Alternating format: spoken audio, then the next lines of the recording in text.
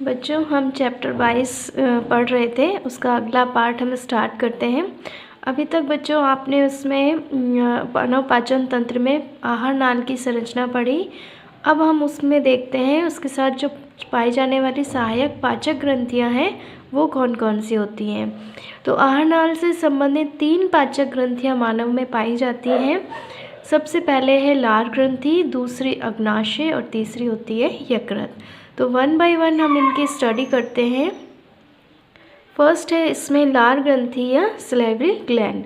तो ये कहाँ स्थित होती है, इसकी पोजीशन आपको याद रखनी है। ये अपनी बकल कैविटी में पाई जाती है, मुख गुहा में पाई जाती है।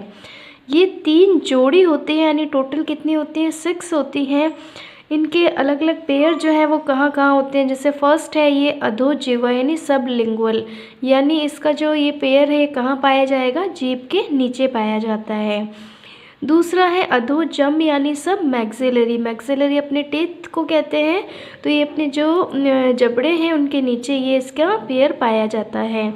तीसरी प्रकार की होती है कर्णपूर्वीय पैरोटिड, जो कि कानों के नीचे की तरफ मुख गुहा में स्थित होती है। तो कुल मिलाकर के ये 3 जो है, इसमें 3 जोड़ी लार ग्रंथियाँ पाई जाती हैं। इनका स्राव जो है लार या सलाइवा कहलाता है। इम्पॉर्टेंट है, ये भी पूछ सकते हैं।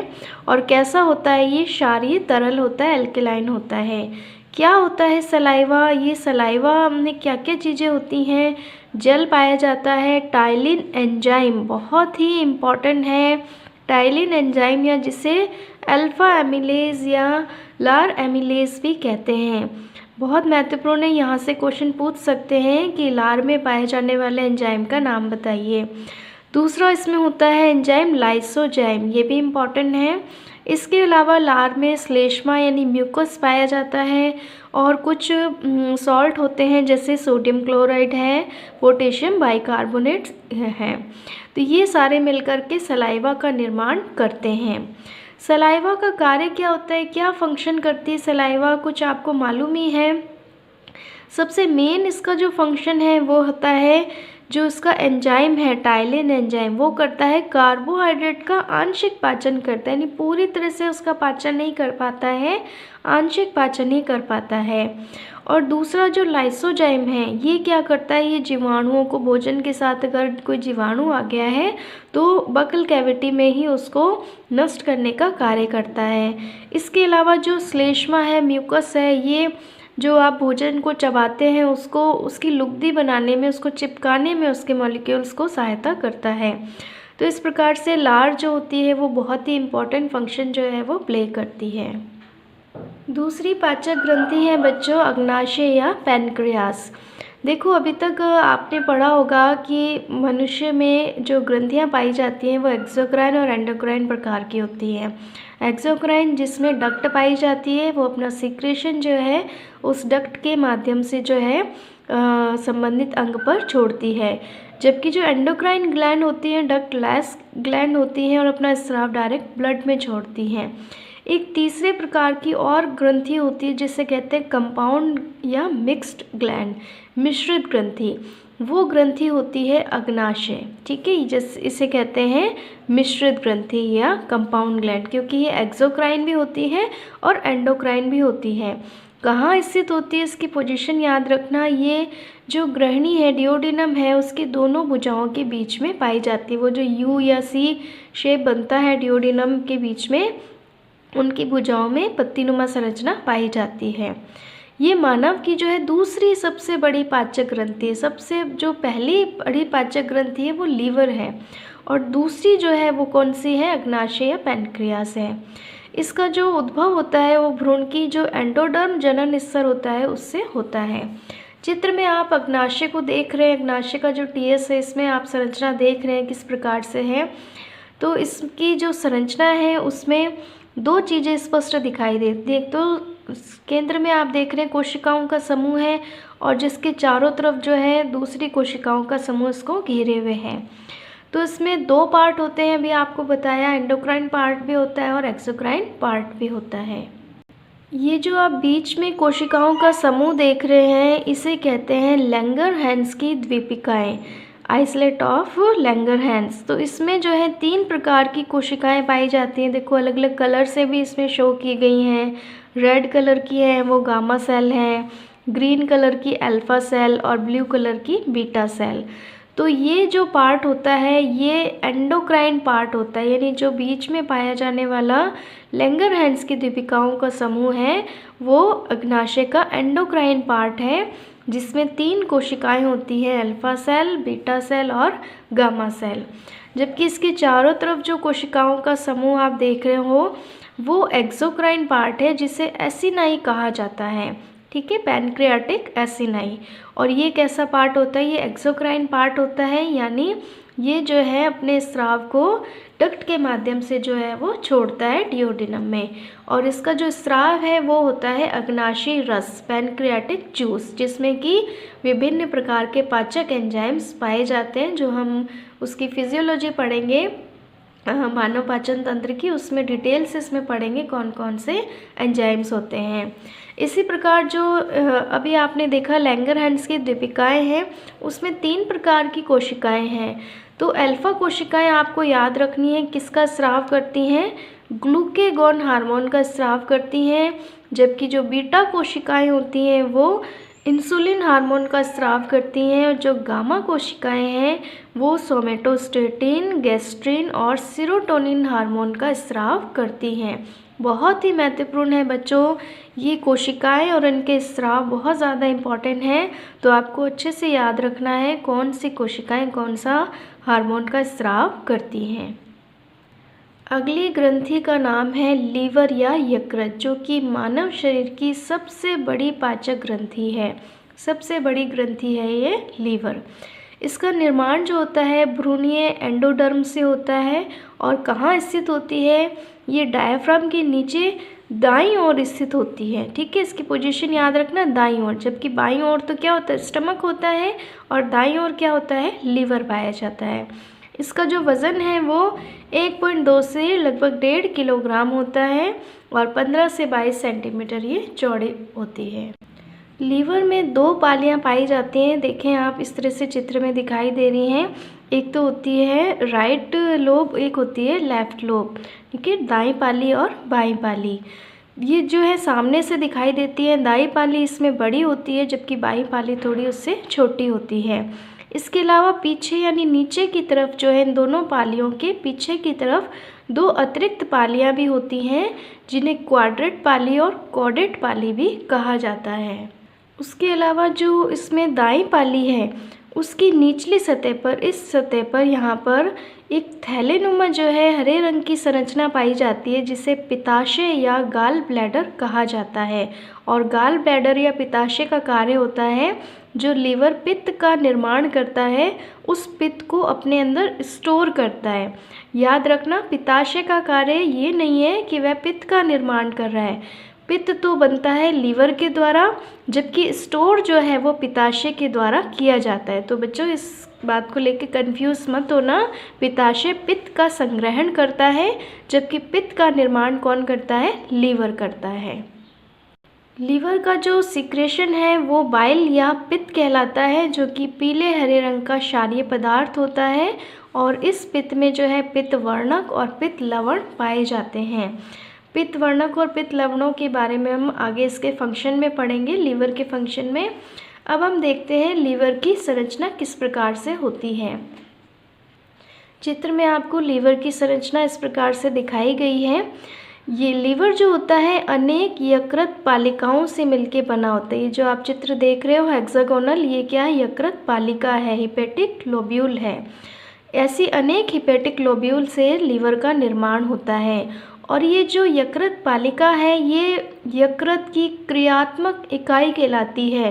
फंक्शनल यूनिट क्या है, ये हिपेटिक लोब्यूल है। यानी क्वेश्चन ये भी बन सकता है कि यकृत की क्रियात्मक इकाई का नाम बताइए, तो उसका नाम है यकृत पालिका या हिपेटिक लोब्यूल।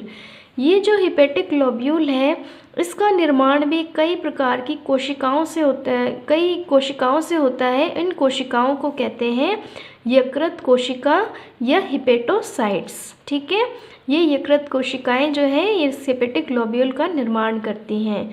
यकृत कोशिकाओं की ये सारी जो पंक्तियाँ आप देख रहे हो, इनके बीच बीच में ये खाली रिक्त स्थान है। ठीक है, ये आपको दिखाई दे रहा है। इन संकरे स्थानों को कहा जाता है यकृत कोठरियाँ या साइनोसॉइड्स। ठीक है, ये जो यकृत कोठरिकाएँ हैं, इनकी भित्ति से संलग्न एक विशेष प्रकार की महाभक्षाणु कोशिकाएं पाई जाती हैं, जिन्हें कुफर सेल कहा जाता है। कुफर सेल बहुत ही इम्पॉर्टेंट है, ये कुफर कोशिकाएं। इस पे भी क्वेश्चन बन सकता है कि कुफर कोशिकाएं कहाँ पाई जाती हैं और इनका नेचर कैसा होता है। ये महाभक्षकाणु यानी मैक्रोफेजेस प्रकार की होती हैं ये कोशिकाएं, और कहाँ पाई जाती हैं, ये जो कोठरिकाएं हैं उनकी भित्ति से संलग्न रहती हैं। और दूसरी बात, इसमें इन पालिकाओं के बीच बीच में ये जो कोने पे बाहरी कोने हैं, ये आप देख रहे हो 3-3 कोशिकाओं के समूह पाए जा रहे हैं। तो ये कोशिकाएं नहीं है, ये जो है ये डक्ट है। कौन कौन सी हैं इन तीनों में? एक तो इसमें यकृत धमनी है, दूसरी इसमें यकृत निवाहिका शिरा है, और तीसरी जो है वो पित्त वाहिनी है। ये तीनों मिलकर के एक त्रिक बनाती हैं, जिसे निवाहिका त्रिक या पोर्टल ट्रायड कहा जाता है। ठीक है, क्लियर है? तो यकृत जो है कई पालिकाओं से मिलके बना होता है, और प्रत्येक पालिका कई हिपेटोसाइट से मिलके बनी होती है। नेक्स्ट हम देखते हैं लीवर का फंक्शन। बहुत ही महत्वपूर्ण है लीवर हमारे लिए, और इसका फंक्शन केवल पित्त का निर्माण करना ही नहीं है, इसके अलावा बहुत से इम्पॉर्टेंट इसके फंक्शन हैं जो हम देखते हैं क्या क्या हैं। तो सबसे मेन जो फंक्शन है वो है बाइल का फॉर्मेशन करना, पित्त का निर्माण करना। प्रमुख कार्य होता है। पित्त क्या होता है अभी आपको बताया था, ये हरे रंग का क्षारीय तरल होता है, जिसमें पित्त लवण, बाइल सॉल्ट, बाइल पिगमेंट्स, इसके अलावा कोलेस्ट्रॉल और लेसिथिन आदि पदार्थ भी पाए जाते हैं। जो पित्त लवण है उसमें कौन कौन से लवण होते हैं? सोडियम बाइकार्बोनेट, ग्लाइकोकोलेट और टॉर्कोलेट नाम के जो है पित्त लवण प्रमुख रूप से पाए जाते हैं। पित्त वर्णक भी पूछे जा सकते हैं, कौन कौन से पित्त वर्णक होते हैं? तो याद रखना, बिलीवर्डिन और बिलीरुबिन, ये पित्त वर्णक जो है बहुत ही इम्पॉर्टेंट होते हैं इसमें। और इन बिलीवर्डिन और बिलीरुबिन जो पित्त वर्णक हैं, इनका निर्माण कैसे होता है? जब आरबीसी डेड हो जाती है तो हीमोग्लोबिन के विखंडन से जो है ये बिलीवर्डिन और बिलीरुबिन पित्त वर्णक बनते हैं। इसके अलावा पित्त रस का जो कार्य है वो क्या है? वो बहुत इम्पॉर्टेंट है। पित्त रस या पित्त का कार्य होता है वसा का पायसीकरण करना, इमल्सिफिकेशन करना। ठीक है, क्योंकि जो लाइपेज एंजाइम होता है वो डायरेक्ट फैट पे एक्शन नहीं कर सकता, तो जो वसा गोलिकाएं होती हैं, बड़ी गोलिकाएं, उनको छोटे अणुओं में तोड़ने की ही क्रिया क्या कहलाती है? पायसीकरण कहलाती है। और ये कार्य होता है पित्त का। तो पित्त क्या करता है? वसा का पायसीकरण करता है। जब वसा पायसीकृत हो जाती है तो जो लाइपेज एंजाइम है वो अच्छे से अपना कार्य कर सकता है।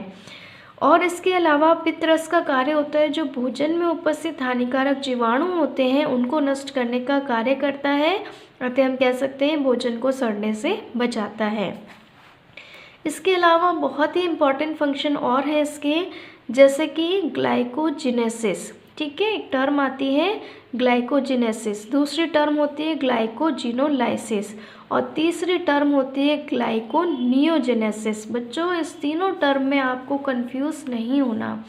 देखो, तीनों ही नाम में ग्लाइको आ रहा है, तो पहले ये दो टर्म हम समझते हैं क्या है। ग्लाइकोजिनेसिस, जिनेसिस का मतलब होता है निर्माण करना या बनना। ठीक है, तो किसका निर्माण हो रहा है? ग्लाइकोजन का। तो ग्लाइकोजन का ये निर्माण होना है, यानी यकृत क्या करता है, जब रक्त में आवश्यकता से अधिक ग्लूकोज हो जाता है तो उसको क्या करता है? ग्लाइकोजन में बदल करके संग्रह कर लेता है। ठीक है, इसी प्रक्रिया को क्या कहते हैं? ग्लाइकोजिनेसिस कहते हैं। इसी क्रिया को अपोजिट कर दो, जब रक्त में क्या हो जाती है? शुगर की कमी हो जाती है, शर्करा लेवल कम हो जाता है, तो जो उसने स्टोर की थी ग्लाइकोजन, अब उस ग्लाइकोजन को किस में बदल देता है? वापस ग्लूकोज में बदल देता है, यानी ग्लाइकोजिनोलाइसिस। लाइसिस यानी टूटना, ग्लाइकोजन का टूटना किस में? ग्लूकोज में। ठीक है, यही क्या कहलाती है प्रक्रिया? ग्लाइकोजिनोलाइसिस। इसके अलावा एक तीसरी और होती है जिसे कहते हैं ग्लाइकोनियोजेनेसिस, यानी कि जो वसीय अम्ल है और अमीनो अम्ल है इनको यकृत क्या करता है, ग्लूकोज में बदल देता है। बहुत ही इंपॉर्टेंट है बच्चों, अच्छे से याद रखनी है ये टर्म। ग्लाइकोनियोजेनेसिस, वसीय अम्ल फैटी एसिड और अमीनो एसिड को यकृत क्या करता है, ग्लूकोज में बदल देता है, और यह क्रिया क्या कहलाती है, ग्लाइकोनियोजेनेसिस। क्लियर है बच्चों। इसके अलावा और भी फंक्शन है लीवर के। यकृत विटामिन ए, विटामिन डी और विटामिन B12 का भी सिंथेसिस करता है और स्टोर करने का कार्य करता है। इसके अलावा यूरिया का संश्लेषण करने का भी कार्य लीवर करता है। जो हमारे उपापचय में अमोनिया बनता है उस अमोनिया को हम एक्सक्रीट नहीं कर पाते हैं, तो उस हानिकारक अमोनिया को यूरिया में बदलने का कार्य भी लीवर के द्वारा किया जाता है। इसके अलावा बहुत ही इम्पॉर्टेंट पदार्थ है उनका फॉर्मेशन भी लीवर करता है, जैसे कि हिपेरिन। हिपेरिन क्या होता है, जो ब्लड वेसल्स होती है हमारी उनमें ब्लड क्लॉटिंग को रोकने के लिए जो है हिपेरिन रिस्पॉन्सिबल है। तो इस महत्वपूर्ण पदार्थ का निर्माण लीवर के द्वारा किया जाता है। लेकिन जब बॉडी में इंजरी हो जाती है, कहीं चोट लग जाती है, तो ब्लड क्लॉटिंग होना ज़रूरी होती है। उस क्लॉटिंग के लिए आवश्यक जो पदार्थ हैं प्रोथ्रोम्बिन और फाइब्रिनोजन, उन पदार्थों का निर्माण भी लीवर के द्वारा किया जाता है। इसके अलावा जो लीवर है वो रुधिर उत्पादक अंग यानी हीमोपोएटिक ऑर्गन की भांति भी कार्य करता है। जब मनुष्य भ्रूणावस्था में होता है तो ये आरबीसी का फॉर्मेशन करता है, लेकिन जब वयस्क अवस्था एडल्ट अवस्था में ये क्या करता है, जो डेड आरबीसी होती है उसको उसकी कुफर कोशिकाएं नष्ट कर देती हैं, तो ये मृत आरबीसी का भक्षण करता है। तो बहुत ही महत्वपूर्ण फंक्शन है लीवर के। बहुत ही अच्छे से इस टॉपिक को तैयार करना है बच्चों, इस पे क्वेश्चन आने की बहुत अधिक संभावना है। बच्चों इसमें एक चीज़ और हम समझ लेते हैं। देखो चित्र में यकृत दिखाया गया है, दोनों इसकी पालियां हैं, दाएं पाली और बाएं पाली। दाएं पाली से जो वाहिनी निकलती है उसे दाएं यकृत वाहिनी कहते हैं, और बाएं से जो निकलती है उसे बाएं यकृत वाहिनी कहा जाता है। दोनों जो यकृत वाहिनियाँ हैं ये सामान्य जो है यकृत वाहिनी बनाती हैं, आगे जाकर के मिल जाती हैं और सामान्य यकृत वाहिनी बनाती हैं। क्लियर है। इस सामान्य यकृत वाहिनी में जो पित्ताशय की पित्त वाहिनी है, सिस्टिक डक्ट है, ये आकर के खुलती है। तो पित्ताशय वाहिनी किस में खुल रही है, सामान्य यकृत वाहिनी में, यानी सामान्य यकृत वाहिनी और पित्त वाहिनी मिलकर के जो डक्ट बनाएंगी उसे कहते हैं सामान्य पित्त वाहिनी। ठीक है, कॉमन बाइल डक्ट, या इसे कहते हैं डक्टस कोलोडोकस। बहुत इंपॉर्टेंट है, डक्टस कोलोडोकस पूछ सकते हैं क्या है ये सामान्य यकृत वाहिनी और सामान्य जो ये पित्ताशय की वाहिनी है ये मिलकर के एक कॉमन बाइल डक्ट बनाती हैं। इस कॉमन बाइल डक्ट को डक्टस कोलोडोकस कहा जाता है। और ये जो डक्टस कोलोडोकस है कहाँ खुलती है, ये डियोडिनम में खुलती है, और उसके खुलने के स्थान पर एक अवरोधनी पाई जाती है जिसे ओडी की अवरोधनी कहते हैं। क्लियर है, इम्पॉर्टेंट है, इसलिए अच्छे से बच्चों इसको याद रखना।